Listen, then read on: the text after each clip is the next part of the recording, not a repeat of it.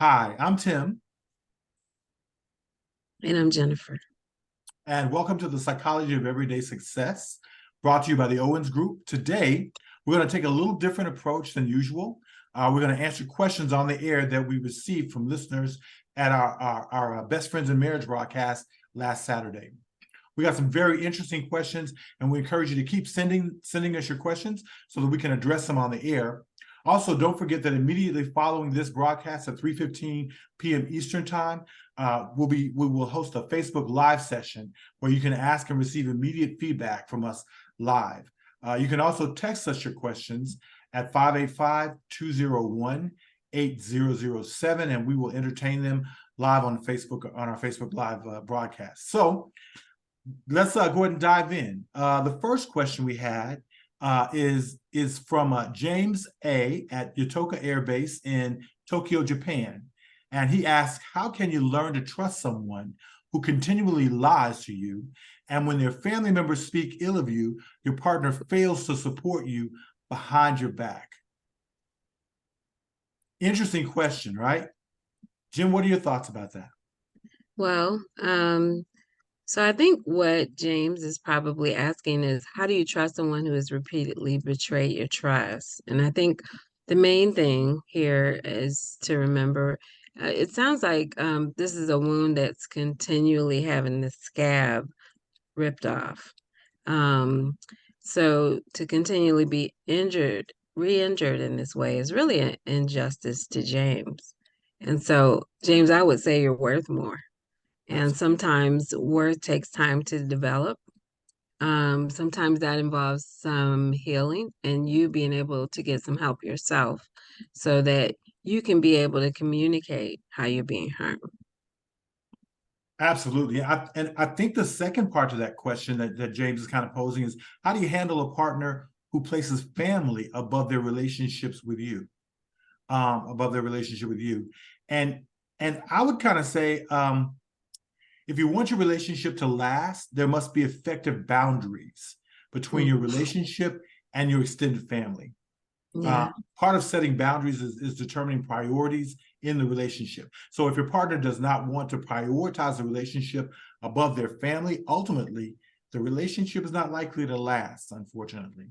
So boundaries are absolutely critical, and you have to talk about those, before you begin to try to enforce them. So, yeah, thanks, James. We appreciate that question. Jim, what's the next question we need to do? Well, this is a very interesting one, and it might cause some friction. But it says, what's the best way to deal with a narcissist who refuse to recognize or is in denial of their actions? And this is from Lisa in Tappahannock, Virginia. Yeah, thanks for that question, Lisa. I think we probably want to start out by asking what is a narcissist, and how do you know when you're in a relationship with one? Well, just a real brief description or a definition. A narcissist is a person who is somewhat delusional and has created for themselves a world that is completely centered around them, their needs, and their desires. Hmm. Yeah, it's not a relationship that's balanced at all. Not at all. Some of the behaviors they tend to exhibit are manipulation, gaslighting, trying to confuse you, inability to feel or demonstrate empathy for other people. They're very controlling at times, and they're often very self-centered. So the best way, Lisa, to deal with a narcissist would be able to see them for who they are and not who you want them to be. A lot of times we go into relationships trying to change people, and I think that's the number one error that we make sometimes. We need to see. I think it was Maya Angelou who said, when somebody tells you or shows you Shows who you they who are, they are. believe them the first time. Indeed. Absolutely. Um, the second one is just being able to acknowledge they are manipulating you Yeah, and being able to say something to that. Being able to set and maintain firm boundaries are always important with a narcissist because they're often breaking them. If all else fails, consider ending the relationship. absolutely. And I just want to be a little transparent. I've been in a relationship with a narcissist before, and how you get out of the relationship can be important. Sometimes that can, depending on how how difficult the relationship it is, and how deep they are in their narcissism, it can actually be pretty unsafe getting out of the relationship. It can be very hard to get out. Pretty hard, and especially like for women. Sometimes I've had patients who, or clients who find themselves in domestic violence situations because they try to get out of the relationship with a narcissist. So so be careful. It's absolutely critical to do that. It's not emotionally safe. Not emotionally safe. All right, thanks, Lisa. So let's go into the next question. This is from Dana in Gretna, Louisiana, maybe.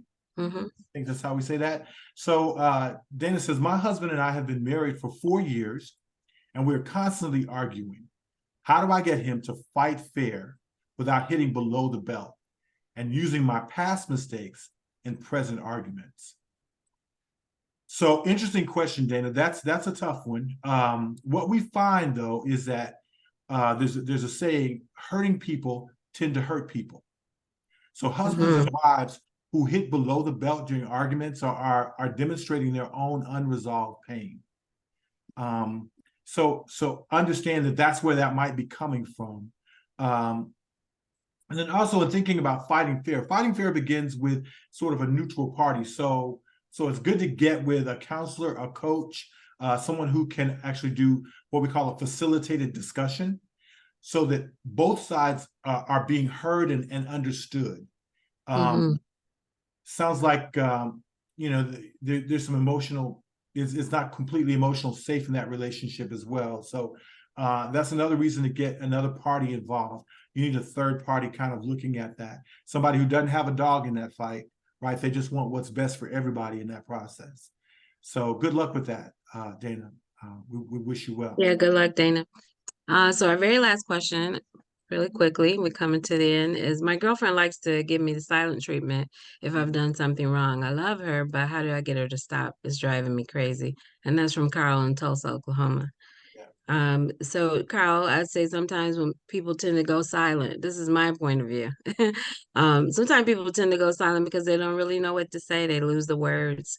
Sometimes because we don't trust ourselves, and sometimes we're angry, and it's because we don't have the words and we just lose them. So another case is where this is another case like where a neutral party would come in and kind of help regulate the conversation because it helps. Absolutely. So sometimes people don't they go silent because they don't really know what they want to say. But at other times, the silent treatment can actually be given because a person is being passive aggressive and kind of wants to get back at their partner. I've never done this. I don't know. I've heard people talk about it. Yeah, right. Don't tell on yourself. So here's what's true. Communication is absolutely essential, to have a healthy relationship. No one can be forced to communicate. So ultimately, whether or not your partner communicates with you is her choice. You can't make her do anything. But you have to decide whether or not it's worth being in a relationship where there's a lack of communication. We always have this saying, great communication in relationship, great relationship. Little communication in relationship, little relationship. No communication. Ultimately, no relationship. Yeah. Right. So it's important that you guys kind of get together, talk about that, and let her know. Maybe she doesn't know that that's what's happening.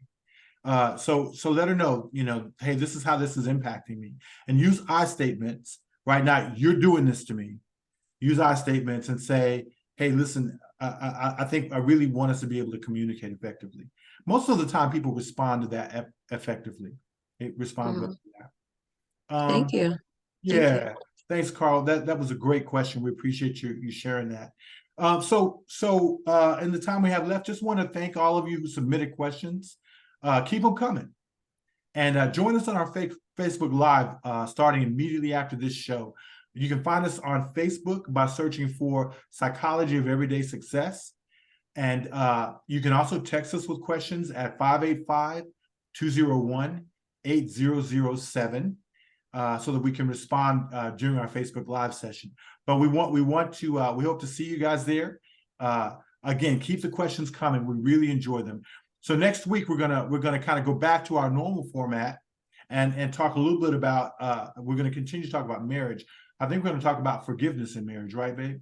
Yes. Yeah, Interesting topic. it's gonna be really juicy, guys. Really And juicy. and just remember, if you're ever a part of our group, you can ask questions anytime. So we love to bring Absolutely. up the topics that you want to hear about and that you're struggling with right now. Yes, yes, ma'am. We want to scratch where you itch. So, all right, thank you so much, and we look forward to hopefully seeing you your amazing faces on Facebook here shortly. Have an amazing day, and we'll talk soon. Bye-bye. Good night. Afternoon.